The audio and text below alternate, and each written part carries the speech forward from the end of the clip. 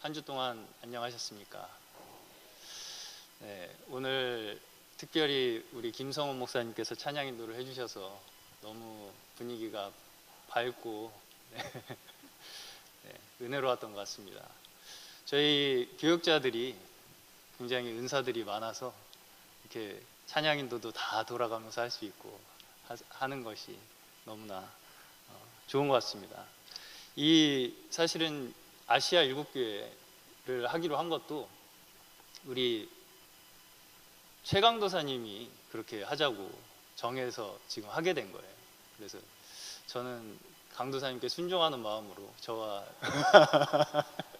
우리 김성호 목사님도 이제 다음 주에 하시게 될 텐데 순종하는 마음으로 이렇게 준비를 하게 됐는데 다시 한번 이 교회에 대해서 저도 이렇게 공부를 하고 또 묵상을 해보면서 주님께서 우리에게 진정으로 주시고자 하는 말씀이 이 교회의 말씀이 우리에게 필요하다라는 생각이 들었었습니다.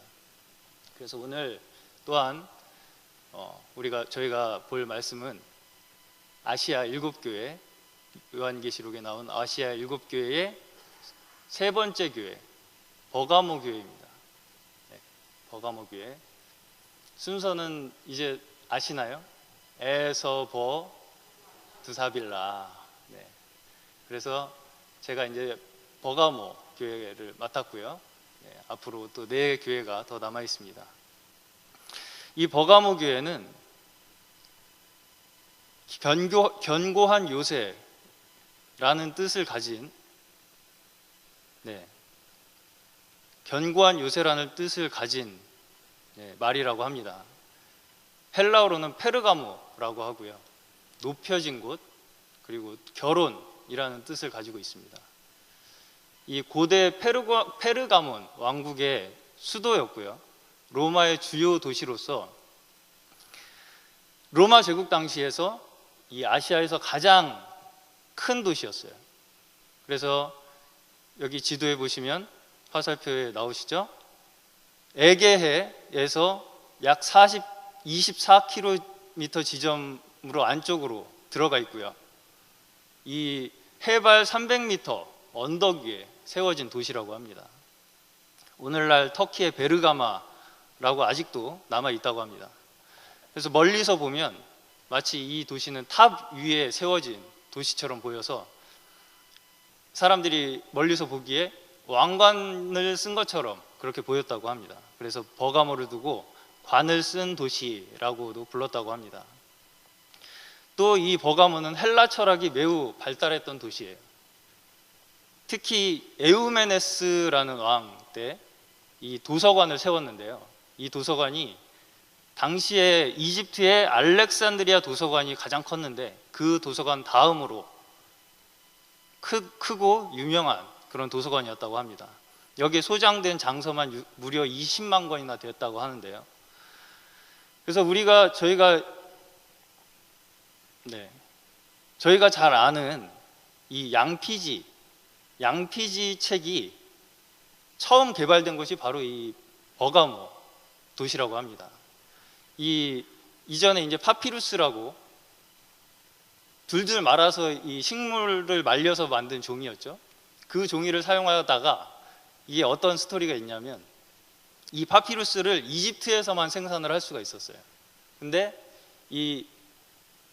이집트 왕이 알렉산드리아 도서관이 이제 이집트에서 최대 도서관이었는데 버가모에 그에 버금가는 도서관이 생기니까 시기를 한 거예요.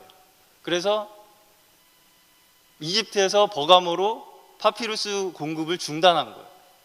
그러니까 이 버가모 왕이 그래 그러면 내가 한번 종이를 개발해 보겠다 해가지고 개발한 게 이 양피지 책이라고 합니다. 그래서 원래는 이렇게 두루마리 형식의 그 문서였는데 이 양피지 책을 개발하기 시작하면서 지금의 페이지를 넘기는 아까 그 화면 다시 한번 지금의 책 형태와 거의 비슷하죠. 저런 책의 형태가 이때부터 시작이 됐다고 해요. 그래서 이 양피지가 영어로는 파치먼트라고 하고요. 이 어원이 페르가메네, 이게 뭐냐면 버가모에서 만든 것이라는 뜻이에요. 그래서 이 비슷한 발음의 명품이 있어요. 페르가모. 네, 다 아시네요. 네, 그래서 그 페르가모도 이 어원에서 나온 거라고 합니다. 그래서 이런 것을 보면 어떤 느낌이 드시나요? 이 도시는 매우 부유하고 왕성한 활동이 있던 도시였어요. 이 말씀에서도 보면 사탄의 권좌가 있는 곳이라고 이렇게 얘기를 하고 있는데, 이 버가모가 위치한 산의 정상에는 여러 신전이 여기도 마찬가지로 있었어요. 디오니소스 트리아노스 신전, 네, 세라피스 신전, 아스클레피우스 신전, 이런 이제 여러 우상들을 섬기는 신전들이 빼곡하게 들어서 있는 그런 도시였다고 합니다.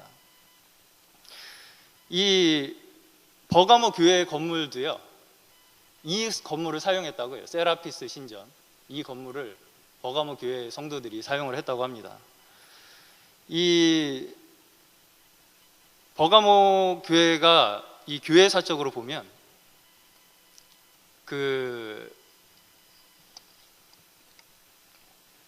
누구죠? 콘스탄티누스 황제. 네, 콘스탄티누스 황제가 국교로 지정을 하죠. 로마 국교로.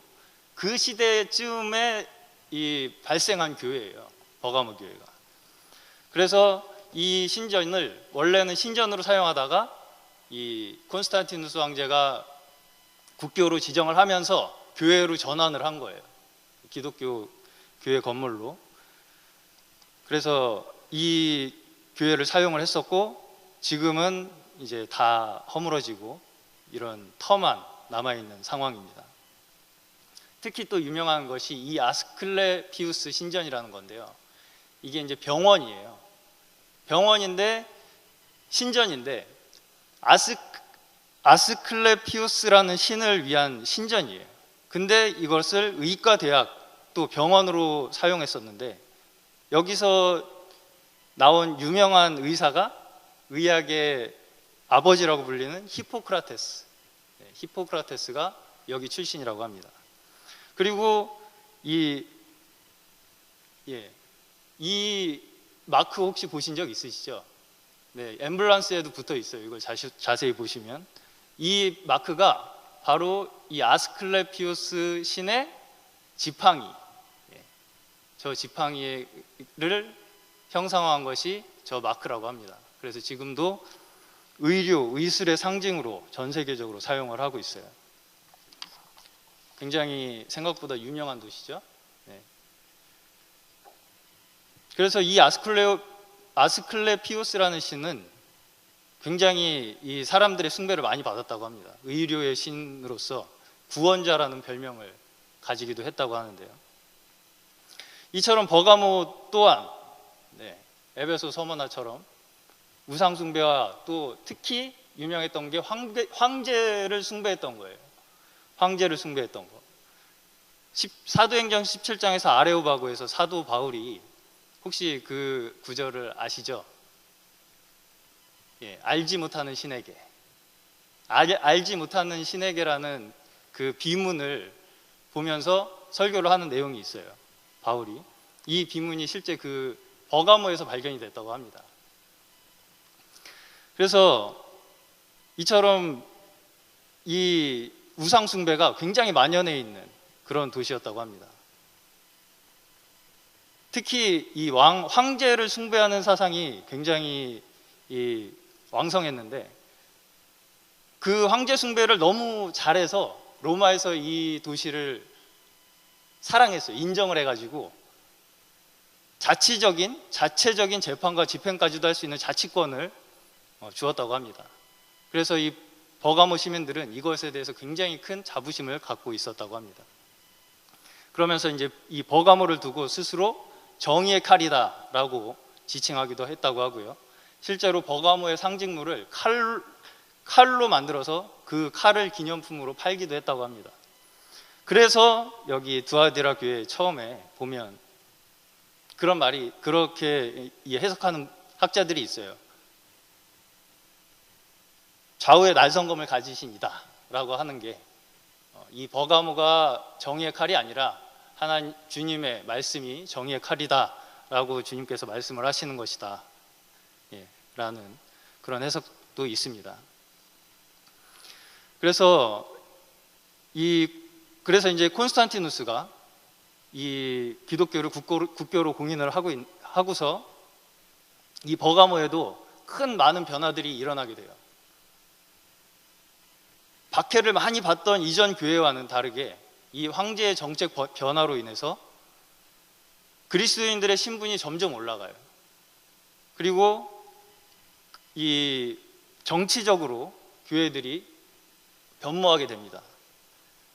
그래서 이 교회가 국교로 인정이 됨으로써 양적인 부흥은 있었지만 그 안에 많은 세상적인 제도들과 이교도들이 정치적인 이유로 교회 안에 유입이 되기 시작해요. 그래서 교회에 이제 세상적인 영향들이 들어오기 시작하는 것입니다. 이방신을 섬기던 사상, 그런 세상적인 가치들이 교회 안으로 들어오기 시작하면서 기독교와 혼합되기 시작하는 이 시기가 또한 이 시기였습니다. 여기 이제 7교회에 나타난 이 예수님은 각기 다른 모습을 가지고 나타나시죠. 근데 아까 방금도 말씀드렸지만 이 버가모 교회에 나타나신 예수님은 첫 마디가 좌우에 날선 검을 가진 이라고 하시면서 나타나요. 이 날선 검이라고 하면 어떤 느낌이 드시나요? 무엇인가 예리하게 자르고 도려내야 할 것이 있는 것처럼 느껴지시죠? 먼저 주님께서는 이 버가모 교회를 말씀 본문을 보면 칭찬을 하세요. 주님의 이름을 굳게 잡았던 충성된 종, 충성된 증인 안디바의 순교에 대해서 먼저 칭찬을 하고 계시는데요. 유독히 이 버가모 교회는 이 성경적으로 이해하기 힘든 난제들이 많아요. 그 중에 하나가 이제 또 이 안디바도 그 중에 하나인데요. 이 사람에 대해서는 정확하게 밝혀진 바도 없고요. 성경에서도 유일하게 이곳에서만 언급이 되고 있습니다.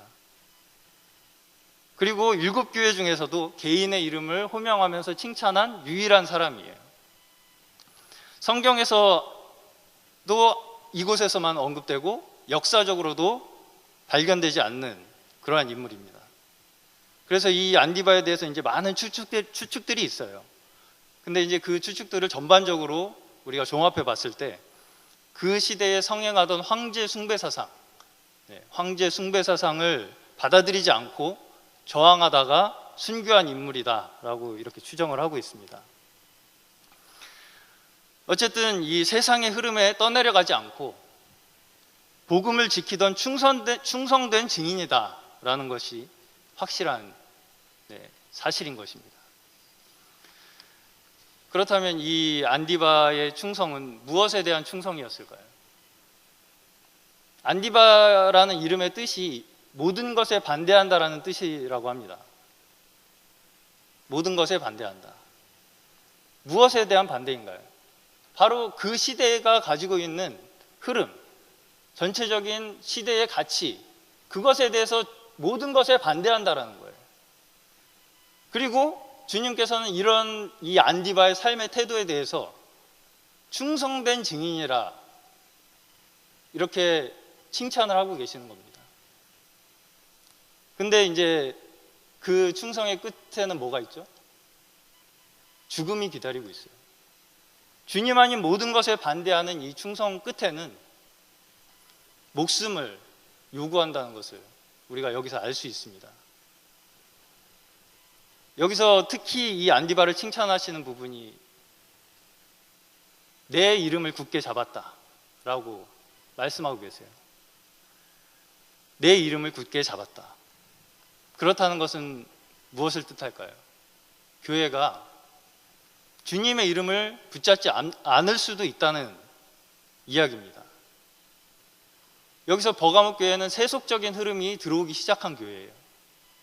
핍박을 받고 고난을 받는 중에 있을 때는 주님의 이름 외에 붙잡을 것이 없죠. 근데 뭔가 교회에 이제 다른 이름들, 붙잡을 것들이 생기기 시작했다는 거예요. 제가 잠시 제가 겪었던 일을 간증을 해드리자면, 말씀드렸다시피 저희 아버지께서는 중국 선교를 하세요. 선교를 많이 하시는데, 그 중에서 중국에도 선교를 하시는데, 그 중에 이제 하얼빈 교회에도, 하얼빈에도 성도들이 몇몇이 있습니다. 그래서 저도 몇 번 방문을 해본 적이 있는데, 우리 전 목사님께서도 중국 선교를 하시죠. 네. 근데 다 아시다시피 중국은 아직도 완전히 이 종교의 자유가 없어요. 그래서 교회의 모임이 이렇게 자유롭게 이루어지지 못해요. 공인된 이 삼작교회 하나 외에는 아직도 신고를 하면 공안들이 잡아가요. 네. 그래서 그러다 보니까 어쩔 수 없이 제가 봤을 때 중국의 교회는 자기들의 어떤 다른 정체성을 갖기가 어려워요. 네. 그래서 점조직으로 꼭 이제 제가 보기에는 꼭 초대교회처럼, 네, 그렇게 그냥 그리스도인들의 모임의 정체성 외에는 다른 것을 가지기가 어려운 그런 상황을 본 적이 있습니다. 물론 이것이 양적인 성장에는 한계가 있겠죠. 네, 양적인 성장에는 한계가 있겠지만, 그 모습에서 저는 교회의 본질이 무엇인가를 다시 생각해보는 계기가 되었던 것 같습니다. 오히려 교회가 세상 속에서 안정화되면서 그 안에서 적응하고 스며들어가는 모습들이 있다는 것입니다. 우리가 붙잡는 것이 주님의 이름이 아니고 어떤 다른 외적인 정체성 혹은 시스템이나 조건들이 우리가 붙잡는 것이 될 수 있다는 거예요. 실제로 이 버가모 교회도 이런 시대적 환경에 빠르게 적응해 나가고 있어요. 그래서 본문에서는 이 칭찬 이후에 주님께서 몇 가지 책망할 것을 이야기하고 계십니다. 그 첫 번째가 발람의 교훈, 발람의 교훈을 이야기하고 있는데요. 이 발람은 구약 민수기 22장부터 그 이야기가 나오는 인물입니다. 그리고 이제 신약 몇 부분에서 거론이 되는데요. 스토리는 길지만 제가 잠깐 소개를 해드리겠습니다. 이 이스라엘 백성들이 광야를 지나서 가나안으로 진군을 하죠. 이 가나안으로 진군하는 중에 모압 평지에 진을 치게 돼요. 근데 이 모압 평지에 진을 치자 모압 왕이 발락이었는데, 그 모압 왕 발락이 이 이스라엘 백성들을 보고 겁이 난 거예요. 그래서 자기들의 장로들을 모아서 의논을 해요. 이 이스라엘 백성들을 어떻게 해야 될까? 그랬더니 나온 결론이 복수를 행하자. 복수를. 그래서 이 발락 왕이 그 당시 이방 선지자였던 발람을 불러서 이스라엘을 저주하면 되겠다라고 이제 생각한 거예요. 그래서 이제 자기 장로들을 발람에게 보내게 돼요. 그래서 이제 장로들이 발람에게 가서 이스라엘을 저주해달라 이렇게 얘기를 합니다. 그래서 이제 발람이 그들의 말을 듣고 하나님께 물어보겠다. 그리고 하루만 기다려 달라 이렇게 얘기를 해요. 그래서 하루를 같이 지내고 그날 밤에 하나님과 이렇게 대화를 해보니까 하나님께서는 저주하지 말라 이렇게 하나님께서 명령을 하세요. 그러니까 그 다음날 일어나서 발람이 그들에게 나는 당신들과 같이 못 가겠다 이렇게 얘기를 합니다. 그래서 그냥 돌려보내요, 장로들을. 근데 그랬더니 이 모압의 왕 발락이 이 사람이 뭔가 바라는 게 있구나 이렇게 생각을 하고 다시 더 많은 재물과 더 큰 지위를 주겠다고 하면서 발람을 다시 이렇게 섭외를 하는 거예요.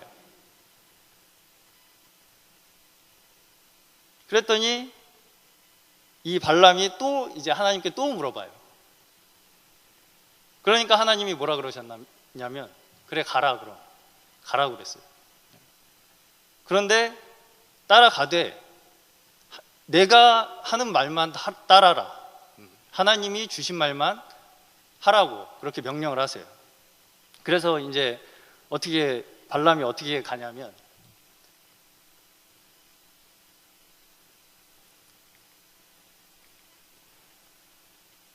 여기 이 22장 21절 22장 21절이 그 첫 장면입니다. 발람이 하나님이 가라고 하자마자 아침에 일어나서 자기 나귀의 안장을 지우고 모압 귀족들과 함께 행하니 이렇게 나와요.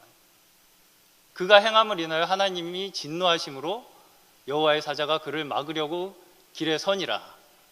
발람은 자기 나귀를 타고 그 두 종은 그와 함께 있더니 발람이 이제 나귀를 타고 가요. 나귀를 타고 가죠. 아주 이 느낌이 어떤 거야? 아침에 일어나서 자기 나귀의 안장을 지우고 모압 귀족들과 함께 이제 자기가 리드를 하는 거예요. 이제 아침에 자기가 먼저 일어나서 나귀의 안장을 지우고 열심히 갑시다. 우리 모압 귀족들을 자기가 이제 데리고 앞장서서 이제 가기 시작하죠. 근데 이제 여기서 이제 자기 나귀를 타고 가는데 이 나귀 앞에 여호와의 사자가 그 나귀를 막으려고 길을 막고 섰다는 거예요. 그랬더니 어떻게 했어요? 발람이 나귀는 여호와의 사자를 봤는데요, 발람은 못 봤어요. 그래가지고 27절에 보시면 발람이 노하여 자기 지팡이로 나귀를 때리는지라. 왜 안 가냐고 때리는 거예요. 발람이 자기 나귀를. 그랬더니 28절에 여호와께서 나귀 입을 여시니 발람에게 이르되 내가 내게 무엇을 하였기에 나를 이같이 3번을 때리느냐. 왜 때리냐 이거예요. 내가 너한테 뭘 잘못했길래 날 이렇게 때리냐. 그랬더니 발람이 나귀에게 말하되 내가 나를 거역하는 연고니 내 손에 칼이 있었으면 곧 너를 죽였으리라. 30절 나귀가 발람에게 이르되 나는 내가 오늘까지 내 일생에 타는 나귀가 아니냐. 내가 언제든지 내게 이같이 행하는 행습이 있더냐. 가로되 없었느니라. 이제까지 내가 이런 적이 있었냐. 없었다는 거죠. 이 발람은 뭘 잘못한 건가요? 잘못한 부분이 있나요? 이 발람의 행동에 있어서 이 민수기 말씀만 읽으면요, 심지어 발람이 좋은 선지자라고 생각하는 사람까지도 있을 수 있을 정도로 이 사람은 언변이 좋았어요. 굉장히 좋았어요. 말의 실수는 없어 보여요. 근데 여기에 하이라이트가 뭐냐면, 하이라이트가 뭐라고 생각하세요? 발람이 나귀가 말하는데 놀라질 않아요. 네. 나귀가 말을 하는데 놀라질 않아요. 왜 그렇죠? 자기가 지금 가는 그 목적이 너무 간절하다 보니까 나귀가 말하는 것 같은 그런 일은 눈에 안중에 보이지도 않는 거예요. 아주 자연스럽게 대화를 해요, 나귀하고. 네. 그래서 이 신약의 사도들은 이 발람을 두고 뭐라고 하냐면 미친 선지자라고 하는 거예요. 뭐에 미쳤냐? 자기가 원하는 그 물질에 미쳤다는 거죠. 네. 두 번째로 니골라당이 나옵니다. 이 니골라 또한 이 성경의 난제 중에 하나인데요. 니골라라는 이름이 사도행전에서 한번 나옵니다. 초대교회의 7 집사 중 한 사람으로 나오는데요. 이 니골라당도 크게 두 가지의 이 해석이 있어요. 학자들이 초대교회 7 집사 중 한 명, 이 사도행전 6장 5절에 나오는데요. 이 사람이 영지주의로 변질됐다라고 보는 사람이 있고요. 그냥 이 말씀 문자적으로 봤을 때 이 니골라라는 뜻이 니콜이라는 게 정복한다라는 뜻이고요. 라오스라는 게 백성이라는 뜻이에요. 그래서 이 뜻 자체가 백성의 정복자라는 뜻을 가지고 있다고 합니다. 그래서 이 니골라당은 백성의 정복자, 그리고 어떤 이단적인 교리를 설파했던, 그래서 그 교훈을 사람들이 따르도록 했던 그런 이 사람일 수도 있고 어떤 그 무리일 수도 있어요. 근데 어찌되었건 이 두 가지 경우 다 뭐냐면 공통적인 게 뭐예요? 백성들을 속인다는 거예요. 백성들을 속이고 그들을 정복해서 교회를 타락시키고 오염시키는 자들이라는 것이 이 공통적인 특징이라는 것입니다.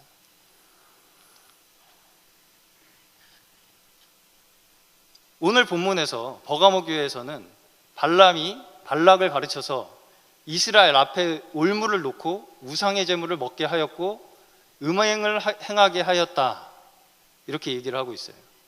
이것을 발람의 교훈이라고 합니다. 베드로후서 2장 15절, 저희가 바른 길을 떠나 미혹하여 부올의 아들 발람의 길을 쫓는도다. 그는 불의의 삭슬 사랑하다가 자기의 불법을 인하여 책망을 받되 말 못하는 나귀가 사람의 소리로 말하여 이 선지자의 미친 것을 금지하였느니라. 이 베드로도 제가 느끼는 그 똑같은 걸 느끼고 있는 거예요. 나귀가 사람의 소리로 말하는데도 이 선지자는 미쳐가지고 못 알아듣는구나, 이렇게 얘기를 하고 있죠. 유다서 1장 11절, 화 있을진저 이 사람들이여 가인의 길에 행하였으며 삭슬 위하여 발람의 어그러진 길로 몰려갔으며 고라의 폐역을 따라 멸망을 받았도다.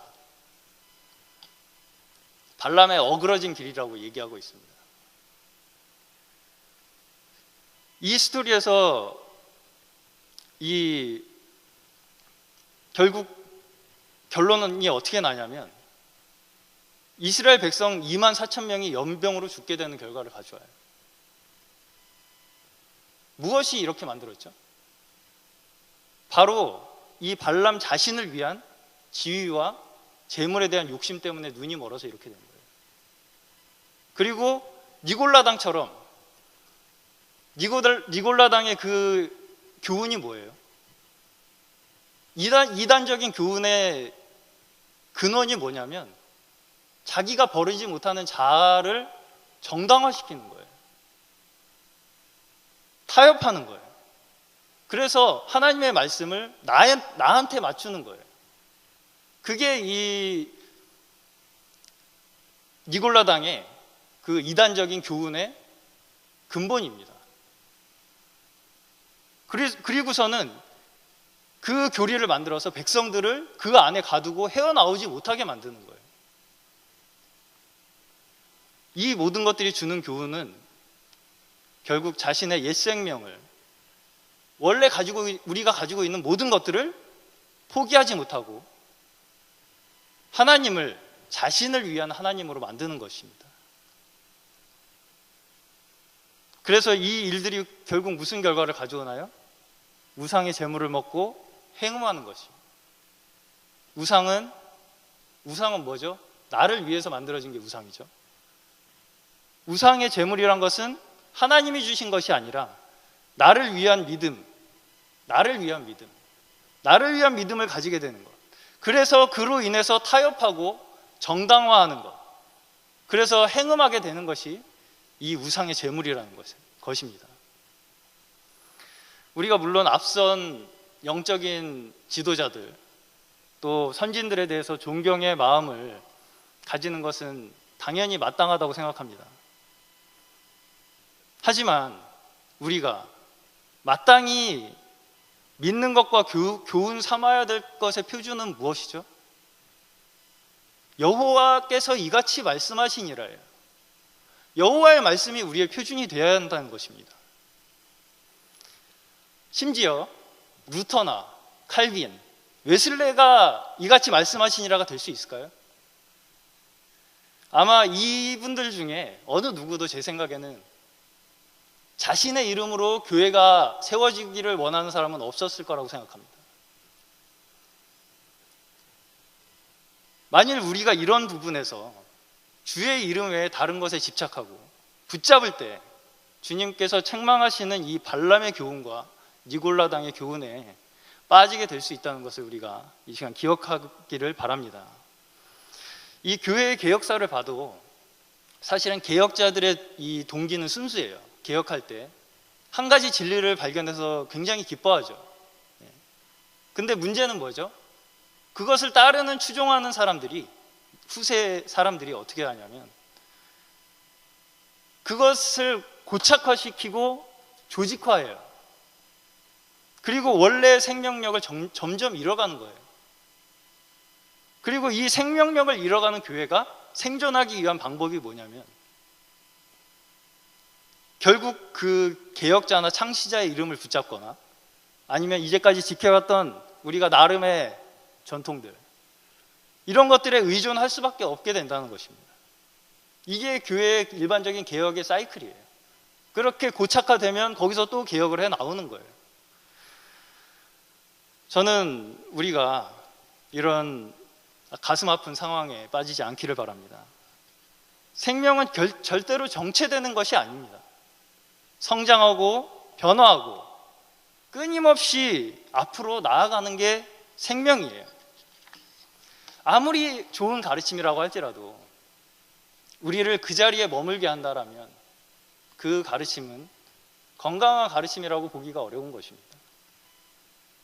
우리는 항상 살아있는 하나님의 말씀으로 인도되고 또 빛의 말씀 가운데 우리가 항상 빛 비춰지는 그런 삶을 살기를 축원합니다.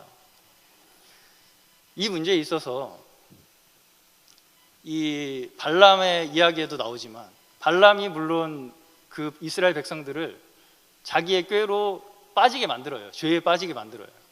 그렇지만 그 죄에 빠진 이스라엘 백성들은 문제가 없나요? 이 문제에 있어서 어떤 일부의 리더들의 문제다라고 말할 수 없다는 것입니다. 이런 발람과 니골라당의 교훈이 이걸 받아들인다는 그 자체가 결국 교회 안에 타협과 정당화가 들어와 있다는 거예요. 믿음을 나 자신과 떨어뜨려 놓는 거예요. 떨어뜨려 논다는 거예요. 신앙을 하나의 교리화시키고 체계화시키고 형식화시켜서 내가 믿기 편하게 만드는 거예요. 그렇게 만들어서 나 자신의 본질은 변하지 않아요. 그냥 겉으로 그 형식만 지키면 되게 만드는 거예요.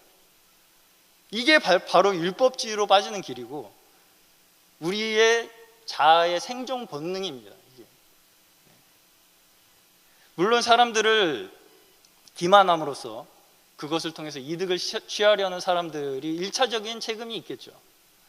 하지만 여기에 그 사람들을 따르는 사람들 또한 그 속에 같은 속성이 없다고 볼 수 없습니다.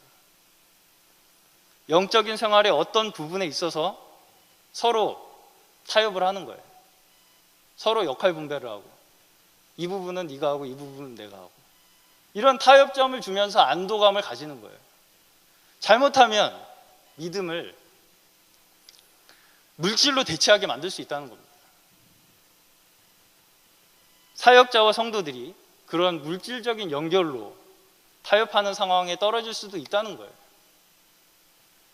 그리고 주님께서는 본문에서 오늘 뭐라고 말씀하시죠? 이러한 상황을 미워한다고 말씀하고 계세요. 내게 속히 임하여 내 입의 검으로 싸우겠다고 말씀하고 계세요.